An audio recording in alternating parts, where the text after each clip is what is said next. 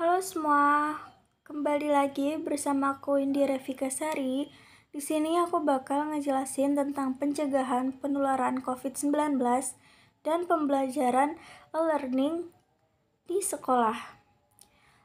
Virus corona atau Severe Acute Respiratory Syndrome Coronavirus 2 atau yang disebut dengan SARS-CoV-2 adalah virus yang menyerang sistem pernapasan. Penyakit karena infeksi virus ini disebut COVID-19. Virus corona bisa menyebabkan gangguan pada sistem pernapasan, pneumonia akut, sampai kematian. E-learning adalah sebuah proses pembelajaran yang berbasis elektronik. Salah satu media yang digunakan adalah jaringan komputer.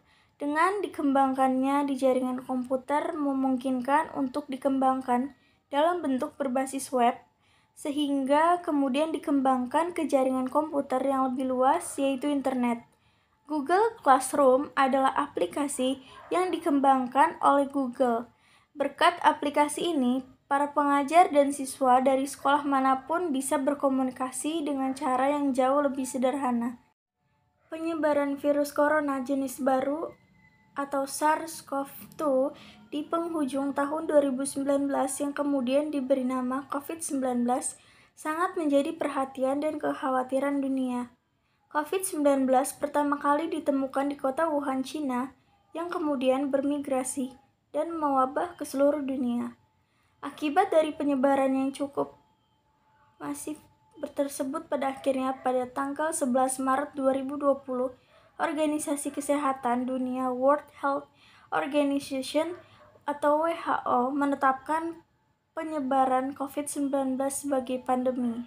Setelah ditetapkannya pandemi COVID-19, tentu saja berbagai negara yang belum maupun yang telah terpapar COVID-19 harus melakukan berbagai upaya untuk menghentikannya. WHO juga mengungkapkan bahwa cara penyebaran COVID-19 melalui tetesan kecil air liur yang keluar dari hidung atau mulut ketika orang yang terinfeksi COVID-19 bersin atau batuk. Tetesan itu kemudian mendarat di sebuah benda atau permukaan yang disentuh orang sehat. Juga bisa menyebar ketika dihirup langsung oleh orang yang sehat ketika mereka berdekatan. Itu sebabnya penting untuk menjaga jarak 1 meter lebih dari orang yang sakit. Indonesia sebagai bagian dari habitat dan populasi dunia tentunya tidak bisa terhindar dari paparan COVID-19. Kasus pertama di Indonesia diumumkan langsung oleh Presiden Joko Widodo di Istana Merdeka pada hari Senin tanggal 2 Maret 2020. Kasus pertama yang terpapar COVID-19 tersebut adalah seorang ibu 64 tahun dan anaknya 31 tahun warga Depok, Jawa Barat. Keduanya diduga terpapar COVID-19 akibat kontak dengan warga negara Jepang yang datang ke Indonesia. Seiring dengan berjalannya waktu sehingga kasus terinfeksi COVID-19 terus bertambah, terutama di daerah sekitar ibu kota Jakarta.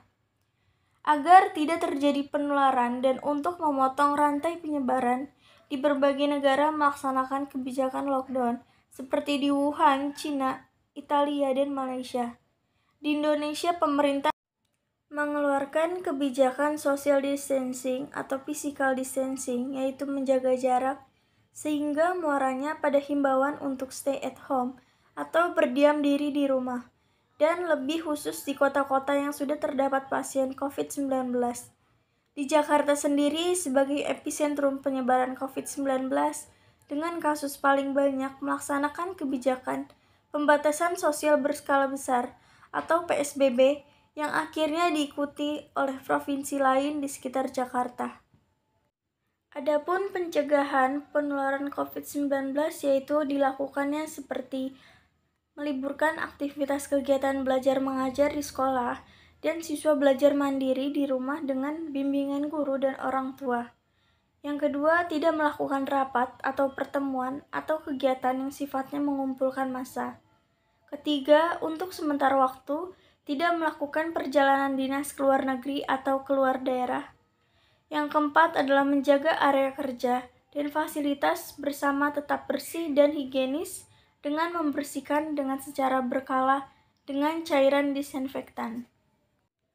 Dan karena dalam kondisi emergensi, di mana siswa dan guru dilarang berkumpul sebagai akibat dari kebijakan social distancing atau physical distancing, maka cara yang paling efektif dilakukan adalah dengan cara memberikan pelatihan kepada siswa dan guru bagaimana cara mendapatkan dan mengoperasikan media e-learning atau daring tersebut, terutama aplikasi Google Classroom dengan melalui grup WhatsApp kelas yang sebelumnya sudah ada.